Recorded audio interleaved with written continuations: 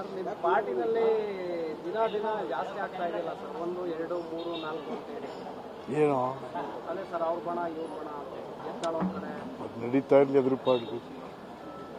Like Delhi ಕಡೆ ಹೋಗಿದ್ದಾರೆ. ಈ ಬಣ ರಾಜಕೀಯಗಳು ಎಲ್ಲ ಪಾರ್ಟಿನಲ್ಲೂ ಇದ್ದಾವೆ. ಆದ್ದರಿಂದ ರಾಜ್ಯಕ್ಕೂ ಒಳ್ಳೆಯದಲ್ಲ, ರಾಜ್ಯದ ಅಭಿವೃದ್ಧಿ ಆಡಳಿತದ ಮೇಲೆ ಬಹಳ ಪರಿಣಾಮ ಬೀರ್ತವೆ, ಯಾರಿಗೂ ಒಳ್ಳೆಯದಲ್ಲ. ಆದರೆ ಮುಖ್ಯಮಂತ್ರಿಗಳು ಅದೆಲ್ಲ ಗಮನಿಸಿ ಕೂಡ ಅದನ್ನು ಸರಿ ಮಾಡ್ದೇನೆ ಆದಂಗಾಲಿ ಹೋದಂಗೆ ಹೋಲಿ ಅಂತ ಹೋಗ್ತಾ ಇರ್ತಕ್ಕಂಥದ್ದು ಒಳ್ಳೆ ಬೆಳವಣಿಗೆ ಅಲ್ಲ. ಬಿಜೆಪಿ ಬೆಳವಣಿಗೆ, ಬಿಜೆಪಿ ಅಯ್ಯೋ ಬಿಜೆಪಿ ಏನು ಹೇಳೋದು ಒಂದು ಅರ್ಥ ಆಗ್ತಾ ಇಲ್ಲ. ಅದೊಂಥರ ಸತ್ಯವಂತರ ಪಾರ್ಟಿ ಅದು.